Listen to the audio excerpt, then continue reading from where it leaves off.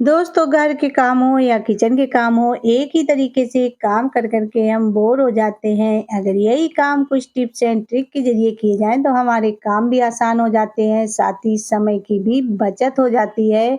आज लेकर आए हैं ऐसे यूज़फुल टिप जिनको अपना के आपके समय की बचत होने वाली है। फर्स्ट टिप है यहाँ पर इस तरीके से सब्जी को लेके जैसे कि लौकी है, कद्दू है या खीरा वगैरह है, जब भी हम लोग इसको आधा सब्जी वगैरह बना लेते हैं काट के और आधा छोड़ देते हैं, तो होता क्या है इस सब्जी सूखने लगती है और यहाँ से मुरझा जाती है। तो जब भी आपको आधा कट करके बनाना हो तो आधे पे आप क्या करिए ले लीजिए अल्युमिनियम फॉइल पेपर और इस तरीके से आप सेट कर दीजिए।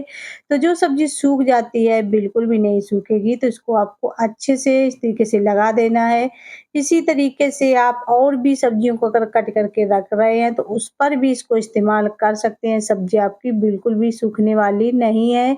अगली टिप है यहाँ पर आपको लेना है कटोरी में हल्दी, हल्दी आपको 1 चम्मच ले लेना है और यहाँ पर लेना है आपको 1 कपूर की गोली। तो इसका इस तरीके से आपको दरदरा सा पाउडर बना लेना है।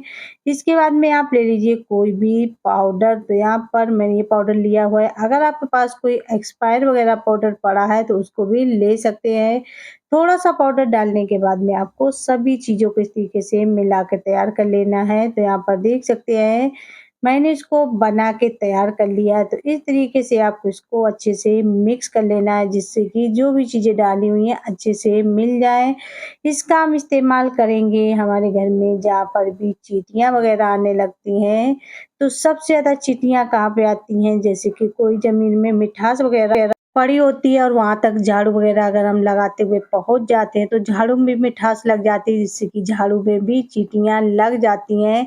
साथ ही गर्मी में अगर झाड़ू भीग जाती है तो ठंडक की वजह से भी इसमें चींटियाँ आने लगती हैं। तो आप इसको बना के और झाड़ू पे इस तरीके से हल्का-हल्का छिड़क दीजिए, तो आप देखेंगे जो इससे चींटियाँ वगैरह इसमें लग रही थी वो इसकी स्मेल से बिल्कुल भी नहीं लगेंगी। इसी तरीके से आप इसको बना के ज़्यादा भी रख सकते हैं और जहाँ पर भी चींटियाँ वगैरह दिखे, वहाँ पर आपको इसकी इस तरीके से लाइनिंग जैसे बना देनी है। जैसे आप इस तरीके से बना देंगे तो जहाँ से भी चींटियाँ निकल रही होंगी, वहाँ से आना बंद हो जाएँगी। तो ऐसे आप कहीं भी इसको लगा सकते हैं। यहाँ पर आप देख सकते हैं दीवार पे कितनी ज़्यादा चींटियाँ लाइन लगा के जा रही हैं। तो जब भी इस तरीके से चींटियाँ वगैरह दीवार पे या फर्श पे दिखाई दें, तो जहाँ से चींटियाँ निकल रही हैं या जिधर से आपको जाते हुए दिख रही हैं, तो वहाँ पर आप इस तरीके से इस पाउडर को डाल दीजिए, तो आप देखेंगे चींटियाँ आना बंद हो जाएँगी। तो ऐसे आप इस पाउडर को इस्तेमाल कर सकते हैं। अगली टिप है यहाँ पर खुले हुए पैकेट को लेके जब भी हम लोग इस तरीके से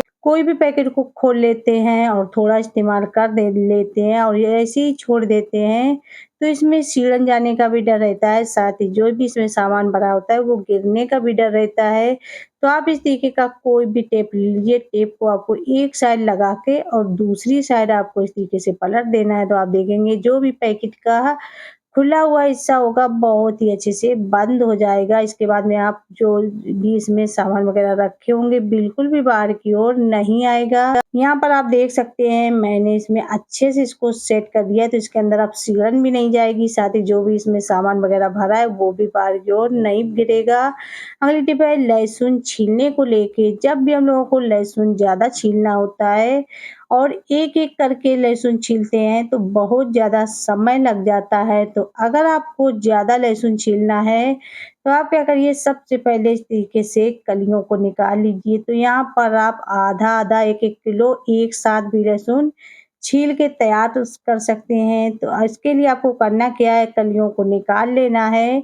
इसके बाद में आपको ले लेना है इस तरीके की कोई भी बॉटल, जो भी आपके पास बॉटल हो वही ले सकते हैं। अगर लहसुन ज़्यादा है तो बड़ी बोतल लीजिए, अगर लहसुन कम है तो इस तरीके से छोटी बोतल भी ले सकते हैं। इसमें आपको जो हमने लहसुन की कलियों को निकाल के रखा हुआ है, उनको आपको इसी में भर देना है। तो जैसे आप भरेंगे अच्छे से चली जाती है, तो यहाँ पर देख सकते हैं मैंने भर लिया। इसके बाद में आपको ले लेना है इस तरीके के चने, चने आपको लगभग आधा मुट्ठी लेके और इसी में डाल देना है। इसके बाद में आपको ढक्कन के लगा के और इस तरीके से इसको बराबर हिलाते रहना है। जैसे ही आप इसको थोड़ी देर हिलाएँगे तो आप देखेंगे जो इसके छिलके हैं ऊपर की ओर निकलने लगेंगे, काफ़ी ज़्यादा छिलके सॉफ्ट होने लगेंगे। तो ऐसे ही आप इसको बराबर हिलाते रहना है। तो ये काम आप बैठे-बैठे आराम से कर सकते हैं। जब भी आप फ्री बैठे हों तो आप इस तरीके से बोतल में भर के और इसको हिलाते रहिए तो आप देखेंगे लहसुन आपका बहुत ही आसानी से छिल के तैयार हो जाएगा और आपके नाखून वगैरह भी दर्द नहीं करेंगे और बहुत ज़्यादा आपको मेहनत भी नहीं करनी पड़ेगी अगर आप इस तरीके से लहसुन को छीलेंगे।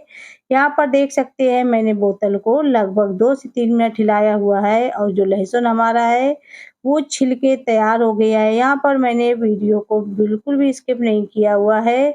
आप देख सकते हैं जो इसके छिलके हैं निकल के आ गए हैं। इसके बाद में आपको करना क्या है, जो इसकी कलियाँ हैं इनको आपको इस तरीके से निकाल लेना है। किसी-किसी में हल्के-फुल्के अगर छिलके लगे हुए भी हैं, तो आप क्या करिए इस तरीके से पहले कलियों को अलग निकाल लीजिए। इसके बाद में आपको जो भी आपने कलियों को निकाला हुआ है उनको आप हाथों से इस तरीके से मसल दीजिए। जो भी हल्के-फुल्के छिलके होंगे वो भी बहुत ही आसानी से निकल जाएँगे। तो ऐसे आप आसान तरीके से ज़्यादा मात्रा में लहसुन छील के तैयार कर सकते हैं। बहुत ज़्यादा समय भी नहीं लगेगा और झटपट तरीके से लहसुन भी छिल के तैयार हो जाएगा। तो यहाँ पर देख सकते हैं मैंने जो भी लहसुन छीला हुआ है उसको निकाल के अलग कर लिया है। तो ऐसे आप भी अगर ज़्यादा लहसुन छील के स्टोर कर रहे हैं तो झटपट तरीके से इसे छील के तैयार कर सकते हैं। इसके बाद में आप ले लीजिए कोई भी डिब्बा, इसको भर के आप फ्रिज में लगा दीजिए। लहसुन जल्दी से खराब भी नहीं होगा और जो हमने चने के दाने इसमें डाले हुए हैं, इनको आप निकाल के दोबारा इस्तेमाल कर सकते हैं। अगली टिप है आटा को लेके, यहाँ पर आपको ले लेना है थोड़ा ज़्यादा मात्रा में आटा और इस तरीकों से आपको इसको गोलाई में कर लेना है। तो यहाँ पर देख सकते हैं मैंने इसको बना लिया। इसके बाद में आपको करना क्या है, बेलन से इसकी मोटी सी रोटी आपको बेल के तैयार कर लेनी है। यहाँ पर आप देख सकते हैं जैसे हम इसको बेलते जा रहे हैं काफ़ी अच्छे से बेल रही है। तो इस तरीके से आपको इसको बना के तैयार कर लें। इसको आपको मोटा ही रखना है, पतला नहीं रखना है। अगर आप चाहें तो इससे भी मोटा बेल सकते हैं। इसके बाद में आपको ले लेना है इस तरीके का गिलास। गिलास आप स्टील का भी इस्तेमाल कर सकते हैं। अगर आप काँच का गिलास ना इस्तेमाल करना चाहें, इस तरीके से आपको इसको कट कर लेना है। तो यहाँ पर देख सकते हैं मैंने इसको काट के बना लिया है। तो इस तरीके से अगर आप रोटी बनाने में रोटियाँ छोटी-बड़ी बन जाती हैं, तो ऐसे आप लोई अगर बनाएँगे, तो आपकी रोटियाँ बराबर बनेंगी और झटपट तरीके से बन के तैयार हो जाएँगी। तो ऐसे आप अगर बड़ी रोटियाँ बनाते हैं, तो रोटी को थोड़ा-सा मोटा बेलिए, तो इस तरीके से आप लोई जब बनाएँगे, तो रोटी भी आपकी जल्दी बन जाएँगी, साथ ही बराबर मात्रा में बनेंगी, छोटी-बड़ी बिल्कुल भी नहीं होंगी। तो यहाँ पर देख सकते हैं जो रोटी है काफ़ी अच्छे से बिल के तैयार हो गई है।